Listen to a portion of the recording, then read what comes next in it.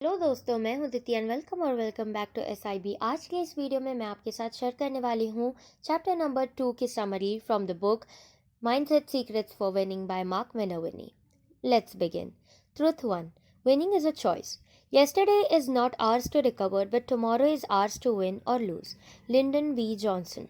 Mark कहते हैं कि स्पोर्ट्स, व्यापार और जीवन के हर क्षेत्र में हम चूज करते हैं कि हमें जीतना है या हारना। चैंपियंस कभी भी होप या लक पर विश्वास नहीं करते। वो ऐसी कंडीशंस क्रिएट करते हैं जिनसे वो जीत पाए। उनके पास हमेशा एक गोल रहता है और वो विनर बनना चाहते हैं, ऐसा डिसाइड कर लेते हैं। माना कि माइकल फेल्प्स, जो कि वर्ल्ड्स बेस्ट स्विमर है, उनके हाथ पैर थोड़े से लंबे हैं जो उन्हें स्विमिंग में हेल्प करते हैं। पर फिर बॉब वीलैंड, जिन्होंने अपने दोनों पैर को एक माइन एक्सप्लोजन में खो दिए थे, उन्होंने 18 महीने अपने आप को हाथ के बल दौड़ने के लिए काबिल बनाया और वे 2784 माइल्स अपने हाथ के बल भागे। तो इससे हमें समझा कि हमारे शरीर में कम काबिलियत होने के बावजूद भी हम जीत सकते हैं। लक का खुशी और सफलता से बहुत कम लेना देना है। हमारी चॉइसेस ही हमें काम आती है। Controlling the uncontrollable. आप पूरी दुनिया को कंट्रोल नहीं कर सकते, पर अपने आप को ज़रूर कर सकते हैं। बहुत लोग फोकस करते हैं उन चीज़ों पे जो वो कंट्रोल नहीं कर सकते, और फिर यही उनकी परेशानी का कारण बन जाती है। दूसरी ओर जो चैंपियंस होते हैं, वो ये बात को समझ जाते हैं और वो उन चीज़ों पर फोकस करते हैं जो वो कंट्रोल कर सकते हैं, और ये इनकी सफलता का कारण बनती है। Truth 2. You own it all. You cannot escape the responsibility of tomorrow by evading it today. Abraham Lincoln. Mark कहते हैं कि आप अपनी लाइफ के क्रिएटर यानी निर्माता हो। जिस नज़रिए से आप दुनिया को देखते हो और कैसे आप किसी घटना का जवाब देते हो, इससे आपके जीवन की रियलिटी बनती है। आपको आपके साथ जो हुआ उसके लिए किसी को दोष नहीं देना है और पूरी रिस्पॉन्सिबिलिटी लेनी है।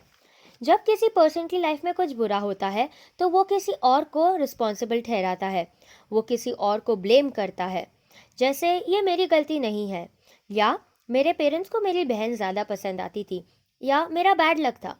आप जब ब्लेम करते हो तो आपकी एनर्जी कम होने लगती है, पर जब आप 100% रिस्पॉन्सिबिलिटी लेने लगते हो तो आपकी लाइफ चेंज होने लगती है। एक्सेप्टेंस यानी स्वीकारने की क्षमता जो है वो आप में बढ़ जाती है, एंड धीरे धीरे एक्सेप्टेंस ब्लेम की जगह लेने लगती है, और इसी के कारण आपको सकारात्मक एनर्जी महसूस होती है। Truth 3। Great achievement is a process. Winning एक प्रोसेस है, और अगर आप ऐसा चाहते हो कि आपको जीत या सफलता जल्दी मिले तो दोस्तों ये संभव नहीं है। अगर आप ऐसा करते हो तो आप इम्पॉर्टेंट स्टेप्स को मिस कर देंगे। मार्क कहते हैं कि उनकी डॉटर को सिंगिंग बहुत पसंद थी, और वो हमेशा उनसे कहती कि उसे सिंगर बनना है।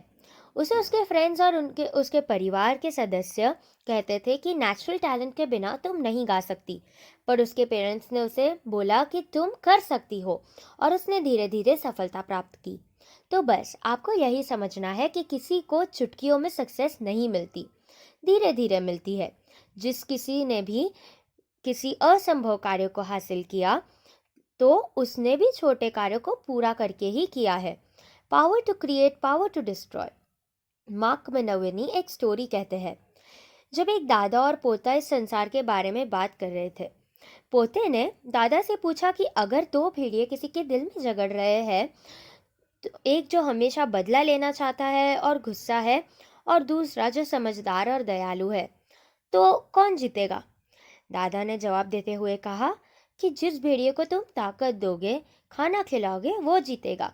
उसी प्रकार से हम सबके अंदर भी दो भेड़िए होते हैं, और किस भेड़िए को जिताना है वो हमारे हाथ में है।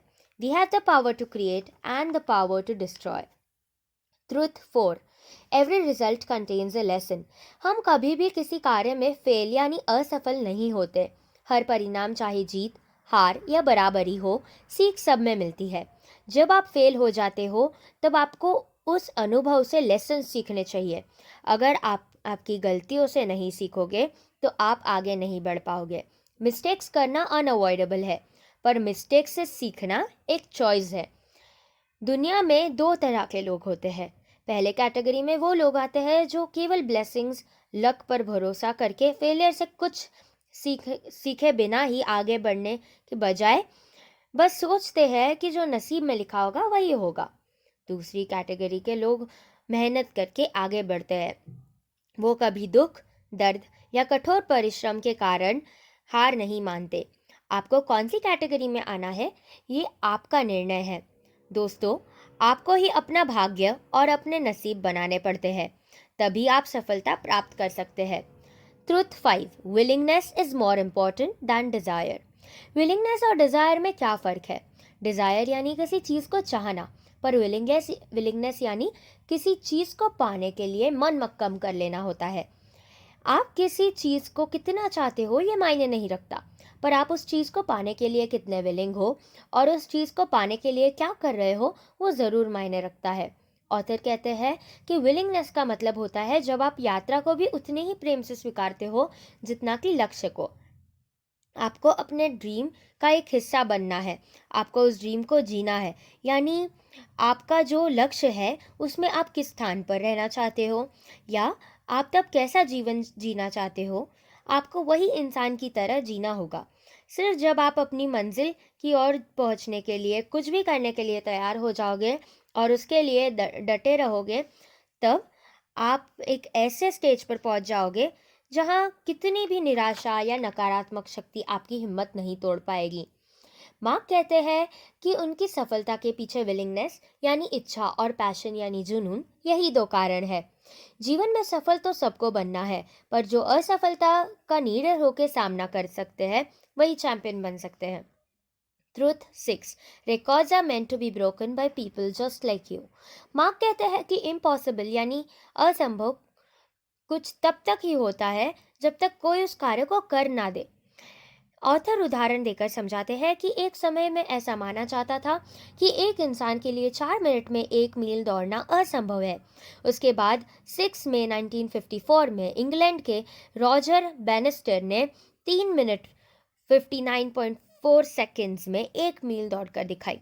अचानक असंभव संभव बन गया और ठीक 56 दिनों के बाद एक ऑस्ट्रेलियन रनर जॉन लैंडी ने 3 मिनट्स 57.9 सेकेंड्स में 1 मील की दौड़ को पूरा किया।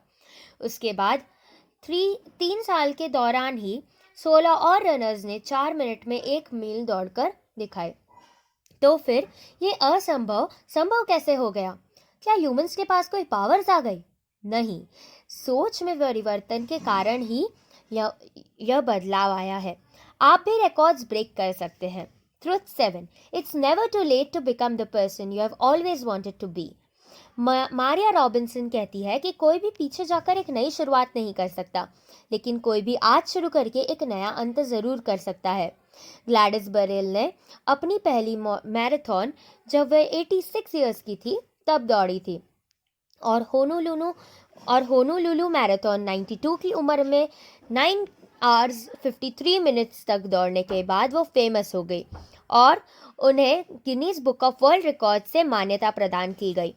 उसी तरह मार्क टीशी इग्राशी, विनी डीन वॉकर और लियो प्लास के भी एग्जाम्पल्स देते हैं। मार्क अपना एग्जाम्पल देकर समझाते हैं कि जब वे 50 इयर्स के हो गए थे तब उन्होंने पिस्टल शूटिंग सीखना शुरू किया था। पहले उन्हें लगा था कि वे सीखने के लिए बहुत बड़े हो गए हैं, पर अब वह नियमित रूप से स्टेट और नेशनल चैंपियनशिप्स भी खेलते हैं।